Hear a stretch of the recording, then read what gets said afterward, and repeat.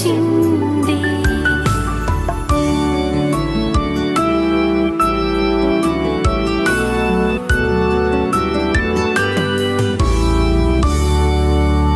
കുഞ്ഞാട്ടിൻ വിലയേറിയ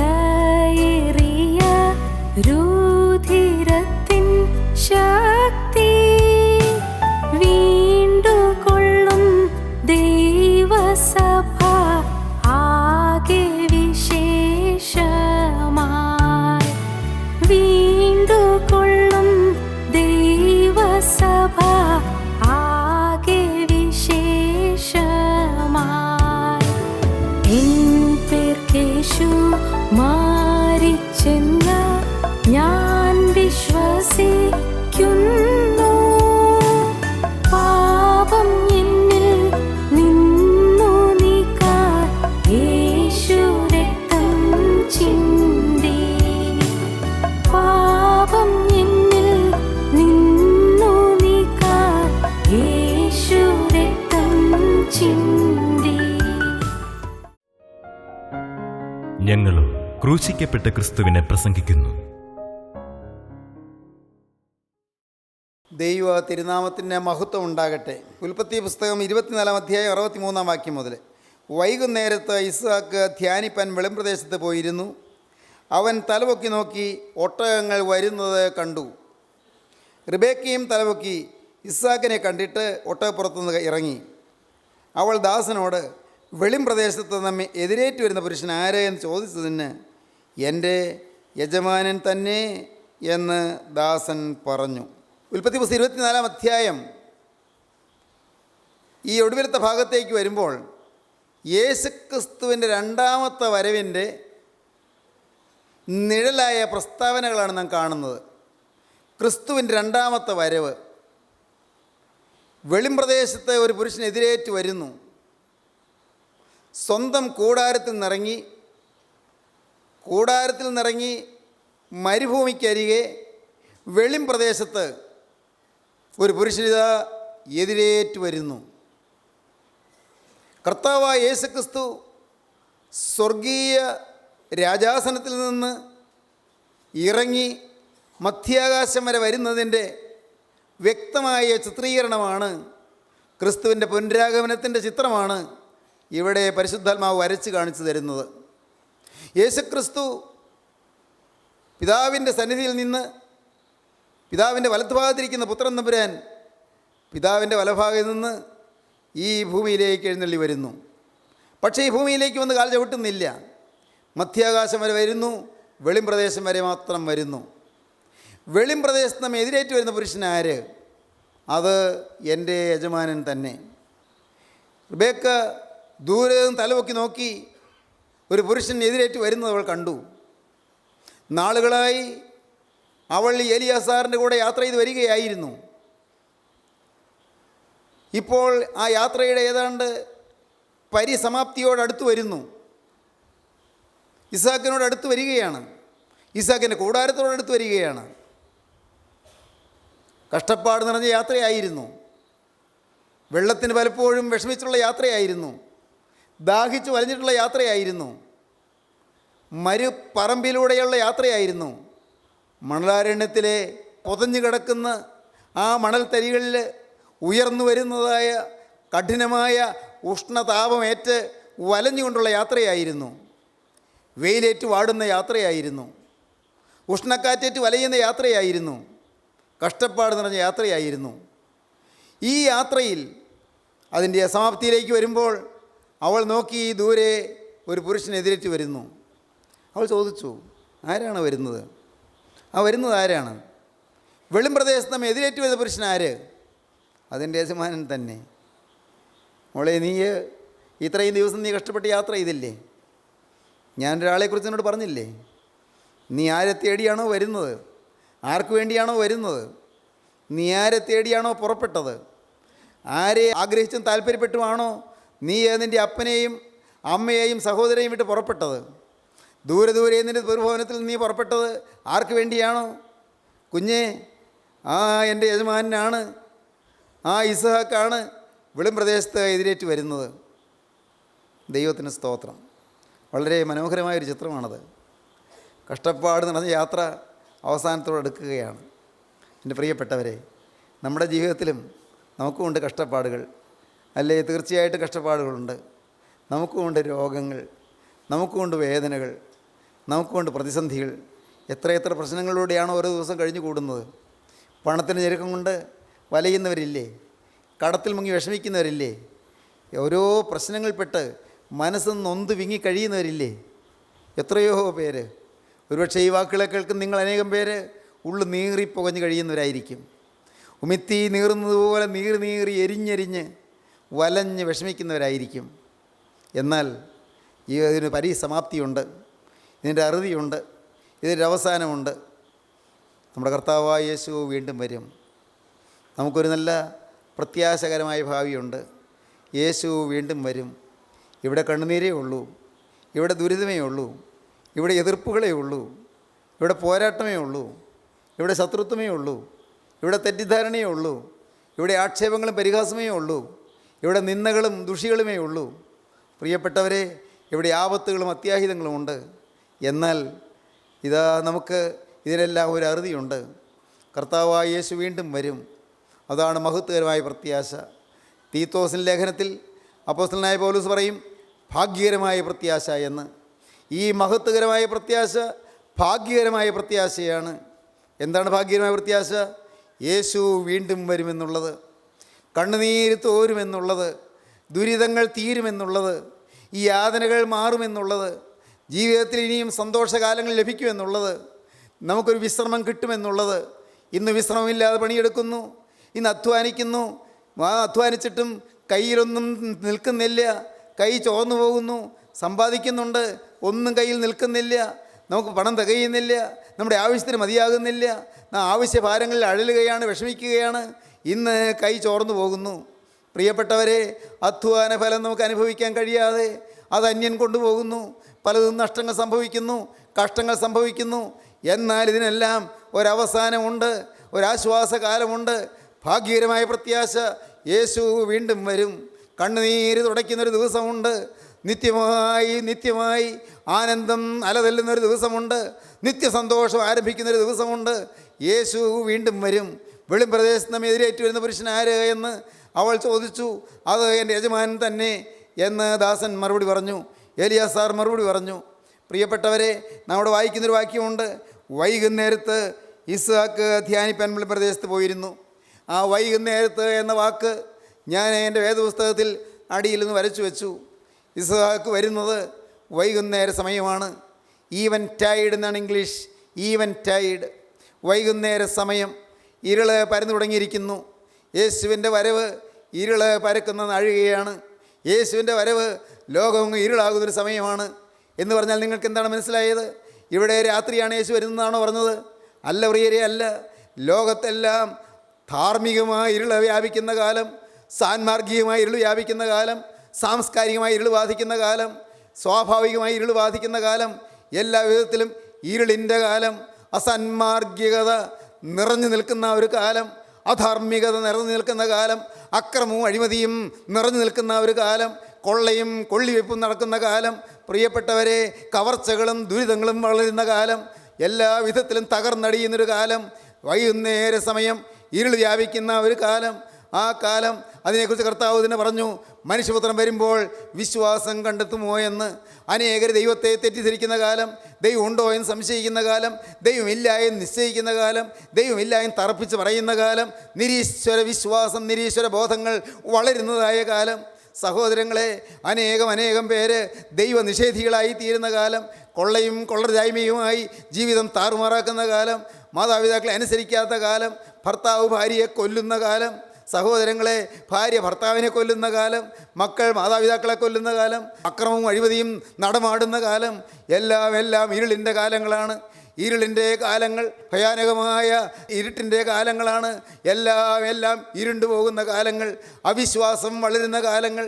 ഇന്ന് ഈ കാലയളവ് എങ്ങനെയുള്ളതാണ് നമുക്കറിയാമല്ലോ. അധർമ്മകാലങ്ങളാണ് ഈ കാലങ്ങൾ, അതിക്രമകാലങ്ങളാണ് ഈ കാലങ്ങൾ, അഴിമതിയുടെ കാലങ്ങളാണ്. എവിടെയുണ്ട് നീതി? എവിടെയുണ്ട് സത്യം?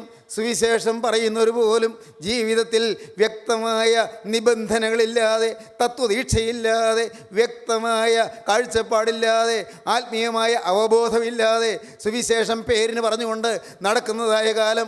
സുവിശേഷകന്മാരെ കുറ്റം പറഞ്ഞു തോന്നല്ലേ പ്രിയപ്പെട്ടവരെ. അനേകം സുവിശേഷ വേലകൾ പോലും അധപ്പതിച്ചിരിക്കുന്ന കാലം. മനുഷ്യതതി ഇന്ന് ഇരുളിൽ തപ്പുന്നതായ കാലം, ഇരുട്ടിൽ തപ്പി നടക്കുന്ന കാലം, സമാധാനത്തിൻ്റെ കണികയില്ലാത്ത കാലം, ഇരുൾ വ്യാപിക്കുന്നതായ കാലം. യേശു വരാറായിരിക്കുന്നു, യേശു വരാറായിരിക്കുന്നു. അധർമ്മം നിറയുന്ന കാലം. അന്ത്യകാലത്ത് അധർമ്മം പെരുകും. അന്ത്യകാലത്ത് ദുർഘട സമയങ്ങൾ വരും. തീമോത്തിയോസിൻ്റെ 2-ാമത്തെ ലേഖനം 3-ാം അധ്യായം 1 എന്നുള്ളതായ വാക്യങ്ങൾ നമുക്കൊന്ന് വായിച്ചു കേൾക്കാം.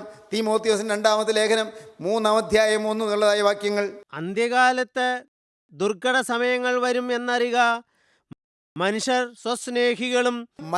സ്വസ്നേഹികളായി തീരും, ദ്രവ്യാഗ്രഹികളായി തീരും, വമ്പ് പറയുന്നവരായി തീരും, അഹങ്കാരികളായി തീരും, ദൂഷകന്മാരായി തീരും, അമ്മയപ്പന്മാരെ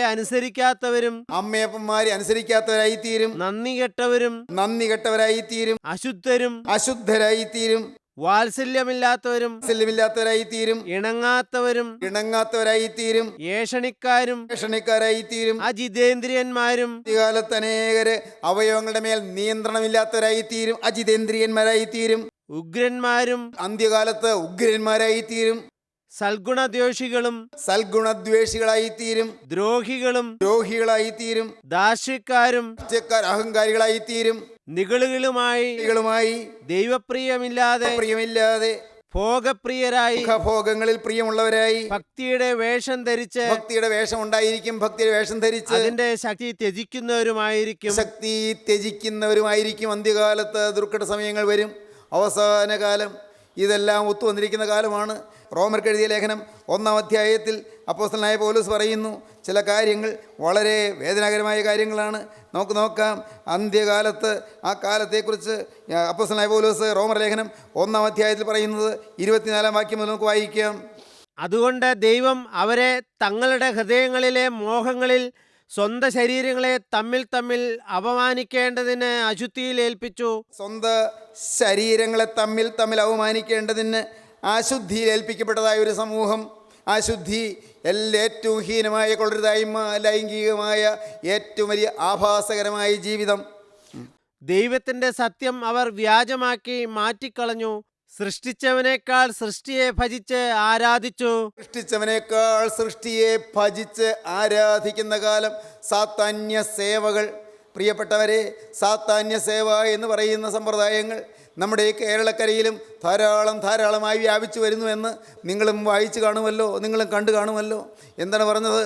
സാത്താന്യ സേവ, ഏറ്റവും ഹീനമായ അസാൻമാർഗീയത്വം, ബ്ലാക്ക് മാസ് എന്ന് പറയുന്ന കറുത്ത കുർബാനകൾ, സാത്താനെ ആരാധിക്കുന്നതായ മേള താളങ്ങളോടുകൂടിയ, വാദ്യവിശേഷങ്ങളോടുകൂടിയ സംഗീത വിരുന്നുകൾ, വലിയ ആഘോഷങ്ങൾ, ചാട്ടവും ഓട്ടവും മറിച്ചിലും എല്ലാ വിധത്തിലുള്ളതായ ആളുകളെ ആകർഷിക്കുന്ന, മനുഷ്യരെ വശീകരിക്കുന്ന രീതിയിലുള്ളതായ സമ്പ്രദായങ്ങളുള്ളതായ ആത്മീയത്തിൻ്റെ പേരിൽ വരുന്നതായ അനാത്മീയമായ കാര്യങ്ങൾ. അടുത്തത് 26-ാം വാക്യം. അതുകൊണ്ട് ദൈവം അവരെ അവമാന രാഗങ്ങളിൽ ഏൽപ്പിക്കപ്പെട്ടവര്, അവരുടെ സ്ത്രീകൾ സ്വാഭാവിക ഭോഗത്തെ സ്വഭാവവിരുദ്ധമാക്കി കളഞ്ഞു. അവണ്ണം പുരുഷന്മാരും സ്വാഭാവിക സ്ത്രീഭോഗം വിട്ട് അന്യോന്യം കാമം ജ്വലിച്ച്, പരസ്പരം കാമം ജ്വലിച്ച് ആണോട് ആൺ അവലക്ഷണമായത് പ്രവർത്തിച്ചു. 29-ാം വാക്യം. അവർ സകല അനീതിയും ദുഷ്ടതയും അത്യാഗ്രഹവും ദുർബുദ്ധിയും നിറഞ്ഞവർ. ഈ ഈവൻറ്റൈഡ് എന്ന് പറയുന്ന ഇരുൾ പകർന്ന കാലം. അവർ സകല അനീതിയും ദുഷ്ടതയും അത്യാഗ്രഹവും ദുർബുദ്ധിയും നിറഞ്ഞവർ. അസൂയ, കൊല, പിണക്കം, കപടം, ദുശീലം എന്നിവ തിങ്ങിയവർ. കുരളക്കാർ, ഏഷണിക്കാർ, നുണ പറയുന്നവര്, കുരളക്കാർ, ഏഷണിക്കാർ, ദൈവദ്വേഷികൾ, നിഷ്ഠൂരന്മാർ, നിഷ്ഠൂരന്മാർ, ഗർവിഷ്ഠന്മാർ, ഗർവിഷ്ഠന്മാർ, ആത്മപ്രശംസക്കാർ, ആത്മപ്രശംസക്കാർ, പുതുദോഷം സങ്കല്പിക്കുന്നവർ, പുതുദോഷം സങ്കല്പിക്കുന്നവർ, മാതാപിതാക്കന്മാരെ അനുസരിക്കാത്തവർ, മാതാപിതാക്കന്മാരെ അനുസരിക്കാത്തവർ, ബുദ്ധിഹീനർ, ബുദ്ധിഹീനർ, നിയമലംഘികൾ, നിയമലംഘികൾ, വാത്സല്യമില്ലാത്തവർ, കനിവറ്റവർ, വറ്റവർ, ഈ വക പ്രവർത്തിക്കുന്നവർ മരണയോഗ്യർ എന്നുള്ള ദൈവന്യായം അവർ അറിഞ്ഞിട്ടും ഈ വക പ്രവർത്തിക്കുന്നവർ മരണയോഗ്യർ എന്നുള്ള ദൈവിക പ്രമാണം അറിഞ്ഞിട്ടും അവയെ പ്രവർത്തിക്കുക മാത്രമല്ല അവയെ പ്രവർത്തിക്കുക മാത്രമല്ല പ്രവർത്തിക്കുന്നവരിൽ പ്രസാദിക്കുകയും കൂടെ ചെയ്യുന്നു. എല്ലാം ചെയ്യുന്നവരിൽ പ്രസാദിക്കുകയും ചെയ്യുന്ന ഒരു തലമുറ അന്ത്യകാലം. ആ അന്ത്യകാലം അത് ഇരുൾ പരന്ന കാലമാണ്, ഇരുൾ വ്യാപിച്ചിരിക്കുന്ന കാലമാണ്. സകല നീതിയും സകല സത്യവും സകല ന്യായവും എല്ലാം ഉപേക്ഷിക്കുന്ന കാലമാണ്. അതിനെക്കുറിച്ച് കോരിന്ത്യർ ലേഖനത്തിൽ പറയുന്നു. അപ്പോസ്തലനായ പൗലോസ് കോരിന്ത്യർക്ക് എഴുതിയ 1-ാമത്തെ ലേഖനം 6-ാം അധ്യായം 6-ാം അധ്യായത്തിൻ്റെ 9-ാം വാക്യം മുതൽ വായിക്കാം. 1 കോരിന്ത്യർ 6:9 മുതൽ. അന്യായം ചെയ്യുന്നവർ ദൈവരാജ്യം അവകാശമാക്കുകയില്ല എന്ന് അറിയുന്നില്ലയോ? അന്യായം ചെയ്യുന്നവര്, നിങ്ങളെ തന്നെ വഞ്ചിക്കാതിരിപ്പിൻ.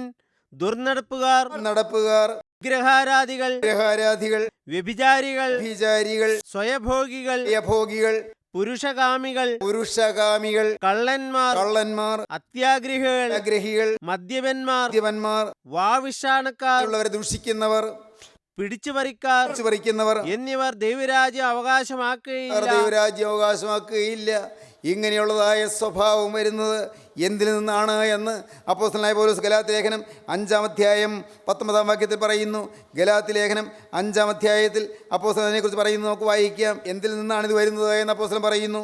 ജഡത്തിന്റെ പ്രവൃത്തികളോ, ജഡത്തിന്റെ പ്രവൃത്തികളോ, ദുർനടപ്പ്, ദുർനടപ്പ്, അശുദ്ധി, അശുദ്ധി, ദുഷ്കാമം, കാമം, വിഗ്രഹാരാധന, ആരാധന, ആഭിചാരം, അഭിചാരം, പക, പക, പിണക്കം, പിണക്കം, ജാരശങ്ക, ആരശങ്ക, ക്രോധം, ക്രോധം, ശാഠ്യം, ദ്വന്ദ്പക്ഷം, പക്ഷം, ഭിന്നത, ഭിന്നത, അസൂയ, അസൂയ, മദ്യപാനം, വെറിക്കൂത്ത്, വെറിക്കൂത്ത് മുതലായവ എന്ന് വെളിവാകുന്നു. ഇതെല്ലാം അന്ത്യകാല ലക്ഷണങ്ങൾ. സഹോദരങ്ങളെ, അന്ത്യകാലത്ത് ദുരുപദേശങ്ങളും ഉണ്ടാകും, ദുരുപദേഷ്ടക്കന്മാരുണ്ടാകും. ഈവൻറ്റൈഡ്, ഇരുൾ തകർന്നതായ കാലം. പത്രോസിൻ്റെ 2-ാമത്തെ ലേഖനം 2-ാം അധ്യായം 1-ാം വാക്യം മുതൽ, 2 പത്രോസ് 2:1 മുതൽ അന്ത്യകാലത്ത് ദുരുപദേശം പ്രസ്താവിക്കുന്നവരെ എഴുന്നേറ്റ് വരും. നോക്കാം. എന്നാൽ കള്ളപ്രവാചകന്മാരും ജനത്തിന്റെ ഇടയിൽ ഉണ്ടായിരുന്നു. കള്ളപ്രവാചകന്മാരുണ്ടായിരുന്നു. അങ്ങനെ നിങ്ങളുടെ ഇടയിലും ദുരുപദേഷ്ടാക്കന്മാർ ഉണ്ടാകും. നിങ്ങളുടെ ഇടയിലും ദുരുപദേഷ്ടാക്കന്മാരുണ്ടാകും. അവർ നാശകരമായ മതഭേദങ്ങളെ നുഴയിച്ച് നാശകരമായ പല അഭിപ്രായങ്ങളെ ആളുകളുടെ ഹൃദയത്തിലേക്ക് നുഴയിച്ച് കയറ്റും. തങ്ങളെ വിലയ്ക്ക് വാങ്ങിയ നാഥനെ തള്ളിപ്പറഞ്ഞ് തങ്ങൾക്ക് തന്നെ ശീഘ്രനാശം വരുത്തും. തങ്ങളെ വിലയ്ക്ക് വാങ്ങിയ കർത്താവായ യേശുവിനെ തള്ളിപ്പറയുന്നവര് മാത്രമല്ല, തങ്ങൾക്ക് തന്നെ ശീഘ്രനാശം വരുത്തും.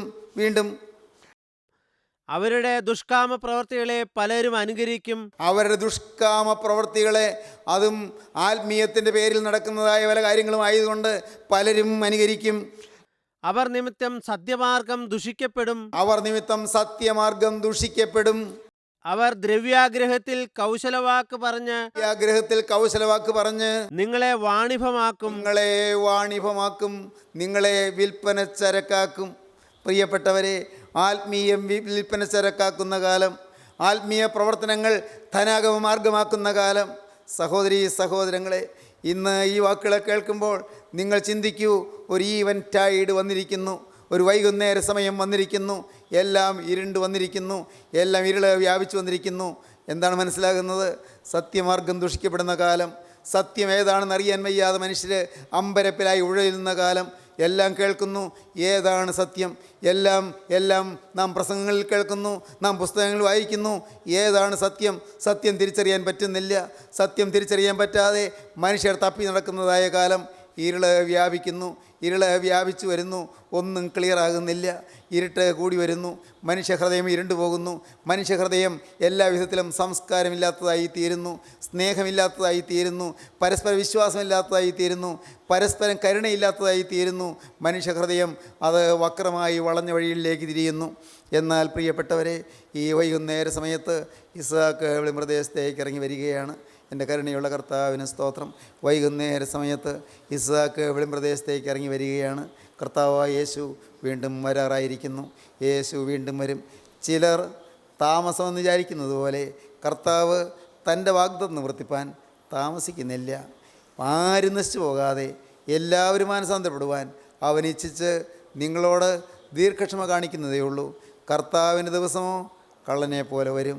അന്ന് ആകാശം കൊടുമുഴക്കത്തോടെ ഒഴിഞ്ഞു പോകും, മൂലപദാർത്ഥങ്ങൾ കത്തി അഴിയുകയും ഭൂമിയും അതിലുള്ള പണികളും വെന്തുപോകുകയും ചെയ്യും. ദൈവത്തിന് സ്തോത്രം. പ്രിയപ്പെട്ടവരെ, ആരും നശിച്ചു പോകരുത്. ദൈവത്തിന് ആഗ്രഹമുണ്ട് ആരും നശിച്ചു പോകാതെ എല്ലാവരും മാനസാന്തരപ്പെടുവാൻ അവൻ ഇച്ഛിച്ച് നിങ്ങളോട് ദീർഘക്ഷമ കാണിക്കുന്നതേ ഉള്ളൂ. കർത്താവ് അവസരം നീട്ടിത്തരികയാണ്. ഇന്ന് ഈ വാക്കുകൾ നിങ്ങൾ കേട്ടുകൊണ്ടിരിക്കുമ്പോൾ നിങ്ങൾ ചിന്തിക്കൂ, നാളെ ഒരു ദിവസം ദൈവത്തിൻ്റെ വചനം കേൾക്കാൻ ഇടയാകുന്നതിന് മുൻപ് ഞാൻ ഈ ഭൂമിയിൽ നിന്ന് മാറ്റപ്പെടുമോ? കർത്താവേ, ഞാൻ ഈ ഭൂമിയിൽ നിന്ന് നീങ്ങിപ്പോകുമോ? നാളെ ഒരു ദിവസം എൻ്റെ കർത്താവേ, ഞാൻ ഈ ശുശ്രൂഷയ്ക്ക് വരുന്നതിന് മുൻപ്, ദൈവത്തിൻ്റെ വചനം കേൾക്കുന്നതിന് മുൻപ് യേശു വീണ്ടും വരുമോ? എനിക്ക് അറിഞ്ഞുകൂടല്ലോ. കർത്താവേ, നിൻ്റെ വരവിന് വേണ്ടി എനിക്ക് ഒന്നൊരുങ്ങണം. നിൻ്റെ വരവിന് വേണ്ടി എനിക്കൊന്ന് വിശുദ്ധീകരണം അനുഭവിക്കണം. നിങ്ങളെത്ര വിശുദ്ധ ജീവിതവും ഭക്തിയുള്ളവരായിരിക്കേണ്ടതാണ് എന്നാണ് അപ്പോസ്തലനായ പത്രോസ് പറയുന്നത്. പത്രോസിൻ്റെ രണ്ടാമത്തെ ലേഖനം 3-ാം അധ്യായം നമുക്ക് വായിക്കാം. 9-ാം വാക്യം വായിക്കാം. ചിലർ താമസം വിചാരിക്കുന്നത് പോലെ കർത്താവ് തൻ്റെ വാഗ്ദത്തം നിവർത്തിപ്പാൻ താമസിക്കുന്നില്ല. പലരും വിചാരിക്കുന്നു യേശുവിൻ്റെ വരവിന് ഇനിയും താമസമുണ്ട്, ഇനിയും താമസമുണ്ടെന്ന് വിചാരിക്കുന്നു. ചിലർ താമസമെന്ന് വിചാരിക്കുന്നത് പോലെ കർത്താവ് താൻ വരുമെന്നുള്ള വാഗ്ദത്തം നിവർത്തിപ്പാൻ താമസിക്കുന്നില്ല. ആരും നശിച്ചു പോകാതെ എല്ലാവരും മാനസാന്തരപ്പെടുവാൻ അവൻ ഇച്ഛിച്ച് നിങ്ങളോട് ദീർഘക്ഷമ കാണിക്കുന്നതേ ഉള്ളൂ. കർത്താവിൻ്റെ ദിവസമോ കള്ളനെ പോലെ വരും. അന്ന് ആകാശം കൊടുമുഴക്കത്തോടെ ഒഴിഞ്ഞു പോകും, മൂലപദാർത്ഥങ്ങൾ കത്തി അഴിയുകയും ഭൂമിയും അതിലുള്ള പണികളും വെന്തുപോകുകയും ചെയ്യും. ഇങ്ങനെയൊക്കെയും അഴിവാനുള്ളതായിരിക്കിയാൽ ആകാശം ചുട്ടഴിയുവാനും മൂലപദാർത്ഥങ്ങൾ വെന്ത് ഉരുകുവാനുമുള്ള ദൈവ ദിവസത്തിൻ്റെ വരവ് കാത്തിരുന്നും ബന്ധപ്പെടുത്തിയും കൊണ്ട് നിങ്ങൾ എത്ര വിശുദ്ധ ജീവിതവും ഭക്തിയുമുള്ളവരായിരിക്കണം, എത്ര വിശുദ്ധ ജീവിതമുള്ളവരായിരിക്കണം, എത്ര ഭക്തിയുള്ളവരായിരിക്കണമെന്നാണ് അപ്പോസ്തലനോട് പ്രബോധിപ്പിക്കുന്നത്. സഹോദരങ്ങളെ, 1-ാം നൂറ്റാണ്ടിൽ തന്നെ അപ്പോസ്തലനായ പത്രോസ് പ്രബോധിപ്പിച്ചു. ഇന്നും ഇതാ നൂറ്റാണ്ടുകൾ പിന്നിട്ടു. ഇന്നും അതേ വാക്കുകൾ നമ്മുടെ മുന്നിൽ ദൈവത്തിൻ്റെ പരിശുദ്ധാത്മാവ് വരച്ച് കാണിച്ചു തരികയാണ്. നിങ്ങൾ എത്ര വിശുദ്ധ ജീവിതവും ഭക്തിയുള്ളവരായിരിക്കണം. മണവാളിനിതാ എഴുന്നള്ളി വരാറായിരിക്കുന്നു. അവൻ വെളിപ്രദേശത്തേക്ക് ഇറങ്ങി വരാറായിരിക്കുന്നു. മണവാട്ടി ഒരുങ്ങി യാത്ര ചെയ്ത് മണവാളിനോട് സമീപിക്കേണ്ട കാലമായിരിക്കുന്നു. ഏലിയാസാർ മണവാട്ടി ഒരുക്കി യാത്ര പുറപ്പെട്ടിരിക്കുന്നു. പ്രിയപ്പെട്ടവരെ, നിങ്ങളും ചേർന്നില്ല എന്ന് വരരുത്. നിങ്ങളും ഈ മണവാട്ടി സഭയിൽ അംഗമായി തീർന്നില്ല എന്ന് വരരുത്. പ്രിയപ്പെട്ടവരെ, അതിന് നിങ്ങളൊരു പൈസയും മുടക്കണ്ട. ക്രിസ്തുവിൻ്റെ മണവാട്ടി സഭയിൽ ചേരുന്നതിന് ഒരു സംഭാവനയും കൊടുക്കണ്ട, ആർക്കൊരു പൈസയും കൊടുക്കണ്ട. നിങ്ങളതിന് ഒരു സഭയും മാറണ്ട. നിങ്ങളതിന് വേണ്ടി യാതൊരു പുറമേയുള്ളതായ ബാഹ്യമായ മാറ്റങ്ങളൊന്നുമില്ല വേണ്ടത്. നിങ്ങളുടെ സ്വഭാവം മാറും. ക്രിസ്തു നിങ്ങളുടെ ഹൃദയത്തിൽ വരും. ക്രിസ്തു നിങ്ങളുടെ സ്വഭാവം മാറ്റും. ക്രിസ്തു നിങ്ങളുടെ ജീവിതത്തെ വിശുദ്ധീകരിക്കും. നിങ്ങളുടെ പാപപ്രവണതകൾ മാറും, പാപ സ്വഭാവം മാറും, നിങ്ങളുടെ കോപശീലം മാറും, നിങ്ങളുടെ വാശിയും വഴക്കും വൈരാഗ്യവും പിണക്കവും മാറും, നിങ്ങളുടെ ഹൃദയത്തിലെ ഈർഷ്യയും അസൂയയും മാറും, നിങ്ങളുടെ സ്വാർത്ഥതയും അഹങ്കാരവും മാറും. പ്രിയപ്പെട്ടവരെ, നിങ്ങളുടെ ഹൃദയത്തിലേക്ക് യേശു വന്ന് വാസം ചെയ്യും. ഇന്ന് ഇത് കേട്ടുകൊണ്ടിരിക്കുമ്പോൾ തന്നെ, ഇപ്പോൾ തന്നെ നിങ്ങൾക്ക് യേശുവിനെ ഹൃദയത്തിലേക്ക് സ്വീകരിക്കാം. യേശുവിനെ നിങ്ങൾക്ക് ക്ഷണിക്കാം. യേശുവിനെ നിങ്ങൾക്ക് എതിരേൽക്കാം. യേശുവേ, എൻ്റെ നാഥ, ഇപ്പോൾ എൻ്റെ ഹൃദയത്തിലേക്ക് ഇത് എഴുന്നള്ളി വരണമേ. എൻ്റെ സകല പാപവും പോക്കുവാൻ കുരിശിൽ മരിച്ച രക്ഷക, നീ എൻ്റെ ഹൃദയത്തിലേക്ക് എഴുന്നള്ളി വരണമേ. എൻ്റെ കഴിഞ്ഞകാല പാപങ്ങളെല്ലാം തിരു രക്തത്താൽ കഴുകപ്പെട്ടവനായി എൻ്റെ കർത്താവേ, ഒരു പുതിയ ജീവിതം നയിപ്പാൻ ഞാനിതാ തീരുമാനിക്കുന്ന കർത്താവേ, നീ എൻ്റെ ഹൃദയത്തിലേക്ക് എഴുന്നള്ളി വരണമേ. എൻ്റെ ജീവിതത്തിന് ചുക്കാൻ നീ പിടിക്കണമേ. എൻ്റെ ജീവിതത്തിന് നിയന്ത്രണം നീ ഏറ്റെടുക്കണമേ. എന്നെ നിൻ്റെ മകനാക്കി തീർക്കണമേ. എന്നെ നിൻ്റെ മകളാക്കി തീർക്കണമേ. നാഥാ, നീ എൻ്റെ ഹൃദയത്തിലേക്ക് എഴുന്നള്ളി വരണമേ. യേശുവേ, നീ എൻ്റെ ഹൃദയത്തിലേക്ക് എഴുന്നള്ളി വരണമേ. എന്നെ നീ കൈക്കൊള്ളണമേ. എന്നെ സ്വീകരിക്കണമേ. എൻ്റെ പേര് ഇപ്പോൾ തന്നെ ജീവൻ്റെ പുസ്തകത്തിൽ എഴുതി ചേർക്കണമേ. സ്വർഗരാജ്യത്തിൻ്റെ അവകാശം എനിക്ക് തരണമേ. യേശു വീണ്ടും വരുമ്പോൾ പറന്നുയരുന്ന വിശുദ്ധന്മാരുടെ നിരയിൽ പറക്കുവാൻ എനിക്ക് വിശുദ്ധ ജീവിതം തരണമേ. എന്നെ അനുഗ്രഹിക്കണമേ. നമുക്ക് പ്രാർത്ഥിക്കാം. സ്നേഹവാനേ, മഹാകാരുണ്യവാനായ ഞങ്ങളുടെ സ്വർഗീയ പിതാവേ, ഈ നല്ല സമയത്തിനായി സ്തോത്രം. തിരുവചനങ്ങൾക്കായി സ്തോത്രം. വചനം കേട്ട എല്ലാവരെയും എൻ്റെ നാഥ തൃക്കരം നീട്ടി ആശീർവദിക്കണമേ. കർത്താവേ, ഓരോരുത്തരെയും അവരുടെ ഹൃദയ സങ്കടങ്ങൾ മാറ്റി സമാധാനവും ശാന്തിയും നൽകി അനുഗ്രഹിക്കണമെന്ന് പ്രാർത്ഥിക്കുന്നു. എല്ലാവരെയും കൃപയിൽ പൊതിയണമേ കർത്താവേ. അത് രണ്ടാമത്തെ വേണ്ടി എല്ലാവരെയും ഒരുക്കണമേ കർത്താവേ. വിശുദ്ധിയുടെ ഒരു തലമുറ എഴുന്നേറ്റ് വരുവാൻ കർത്താവേ, ഞങ്ങൾക്ക് എല്ലാവർക്കും ഭാഗ്യം നൽകണമേ. അനുഗ്രഹിക്കണമേ. യേശുക്രിസ്തുവിൻ്റെ സ്നേഹം നിറഞ്ഞ നാമത്തിൽ തന്നെ. ആമീൻ. ഹല്ലേലൂയ.